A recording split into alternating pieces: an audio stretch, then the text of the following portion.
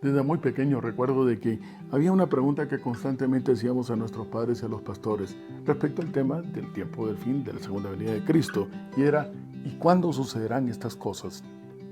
Esta pregunta también los discípulos se la hicieron a Jesús.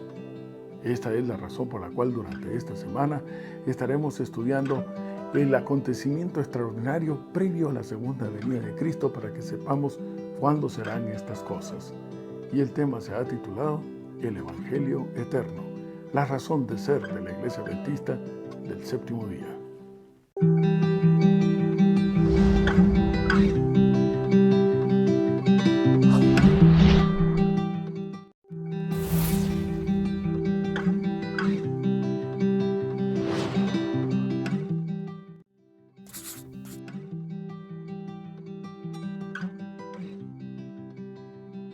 Y me encuentro buscando en el Nuevo Testamento, en el libro de Mateo, en el capítulo 24 y el verso 14.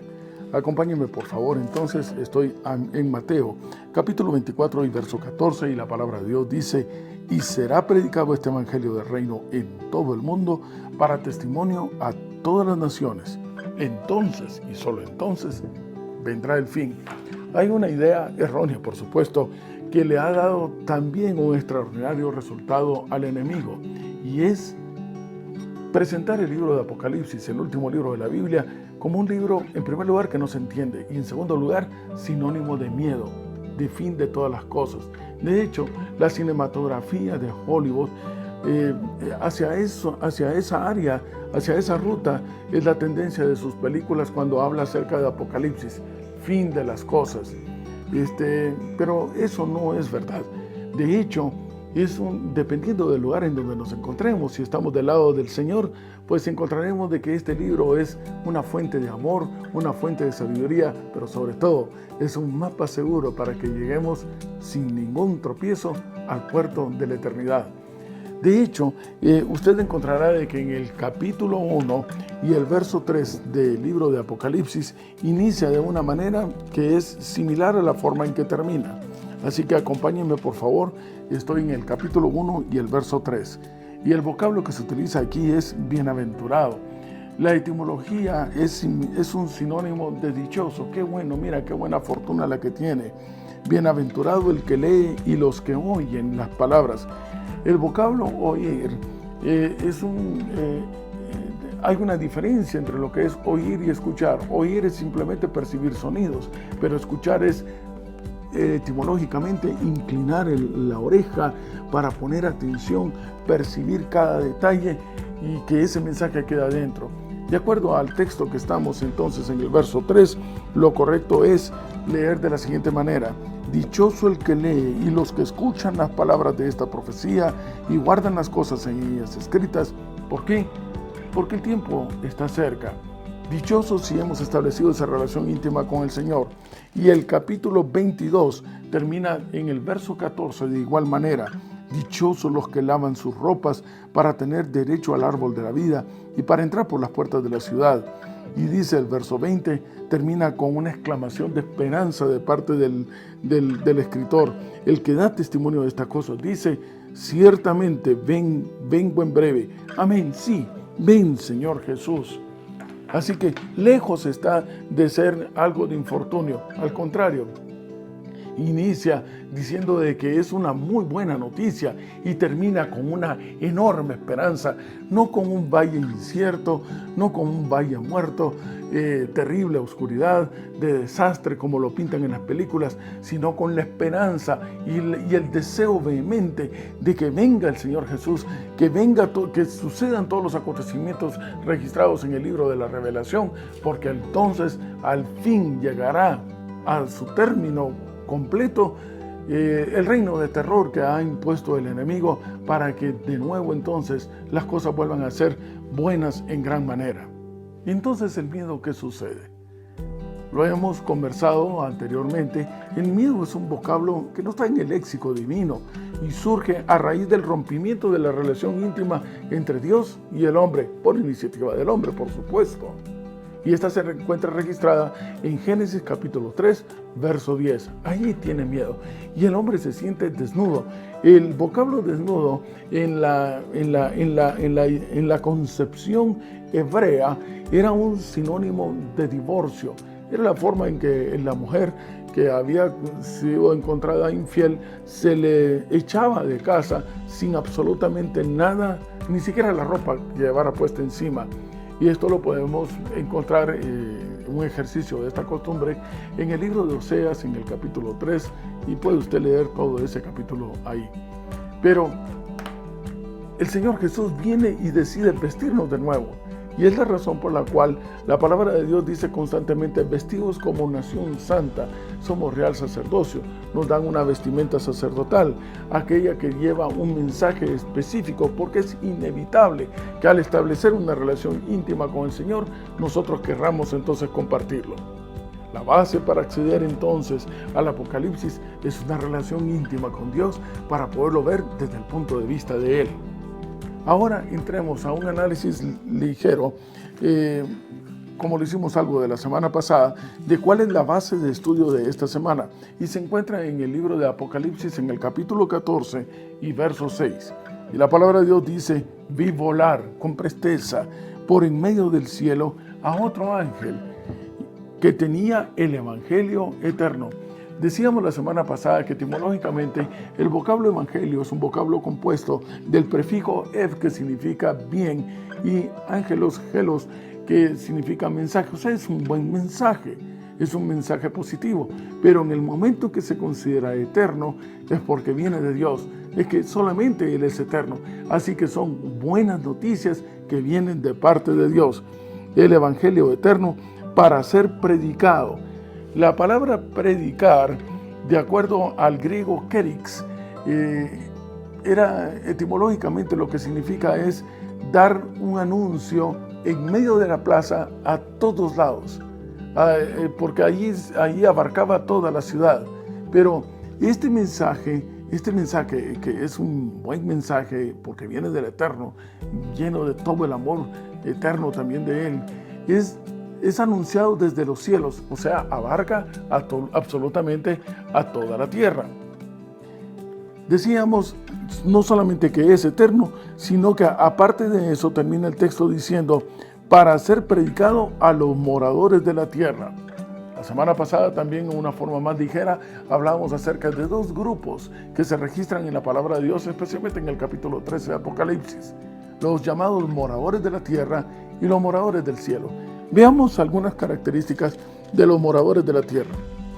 Capítulo 13, verso 3. Y en la parte final son: los moradores de la tierra se maravillarán en pos de ese sistema político que le ha dado que su poder viene de parte del dragón, que es el enemigo. Se maravillarán. Usted y yo no podemos estar en ese grupo si es que hemos establecido una relación íntima con Dios. ¿Por qué? Porque ya sabemos que las cosas sucederán. ¿Por qué? Porque estamos atentos a la segura palabra profética, esa que es lámpara a nuestros pies, para que nosotros nos convirtamos entonces en foco de luz en medio de esta oscuridad. También dice la palabra de Dios en el verso 8, otra de las características es que adorarán al dragón y a la bestia, le reconocerán como Dios, le darán la posición que únicamente le corresponde a nuestro Creador y a nuestro Salvador. Así que será un grupo blasfemo. Y por esa razón es que su nombre entonces no está inscrito en el libro de la vida, esa que es la herencia a la cual se nos ha dado a través del sacrificio de Jesús. Finalmente, la palabra de Dios dice en el verso 14 que este sistema político y religioso logra engañar únicamente a los moradores de la tierra. Los logra engañar únicamente a ellos. Hay una advertencia que está registrada en Mateo capítulo 24 y el verso 4. Cuando los discípulos le preguntan a Jesús: oye, dinos cuándo serán todas estas cosas, el Señor empieza a hacer una descripción de los acontecimientos finales y en determinado momento les dice: pongan atención, miren sin descuidarse, que nadie los engañe.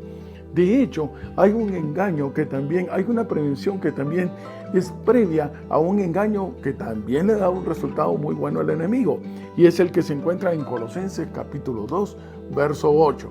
Este texto de Colosenses capítulo 2 es usado con muchísima frecuencia para poder anunciar un enorme error, que es el que los 10 mandamientos han dejado de tener vigencia porque fueron clavados en la cruz del Calvario. Eso se encuentra registrado en el verso 14. Pero tome nota, antes de que se difunda el engaño, previamente hubo una advertencia y está en el verso 8. Estoy hablando aproximadamente de 6 versículos antes de la mentira. Hay una advertencia de parte del apóstol y dice: mirad que nadie os engañe con huecas sutilezas y filosofías humanas, de acuerdo a las tradiciones de los hombres, de acuerdo a lo que ellos piensan. Pero no, esa ley todavía está vigente porque es eterna, porque viene de alguien que es eterno. Así que este evangelio es predicado a los moradores de la tierra. ¿Por quiénes?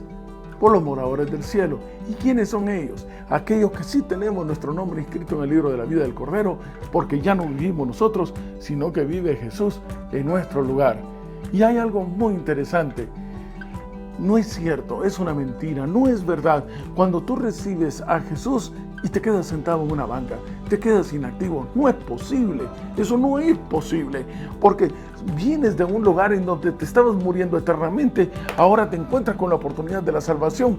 No te puedes quedar callado, se te vuelve una necesidad. Esa que dice 1 Corintios capítulo 9, verso 16, esa que registra Pablo, le es impuesta la necesidad, no para vanagloria de él, sino porque no soporta ver que hay alrededor de él otros que todavía no conocen que hay una opción de salvación, que hay una opción de volver a ser llamado hijo de Dios, de recuperar el principio de la eternidad.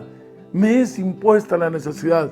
Con razón se nos dan trompetas para anunciar el único tema básico y fundamental y razón de ser de la Iglesia Adventista del Séptimo Día: anunciar al Cordero de Dios que quita el pecado del mundo, y que como consecuencia de que ya no vivimos nosotros, sino que vive Jesús en nuestro lugar, hay una transformación completa en nuestra vida, en donde cada día tenemos más de nuestra parte los hábitos de aquellos que moran en el reino de los cielos, dado que nuestra ciudadanía no es de acá.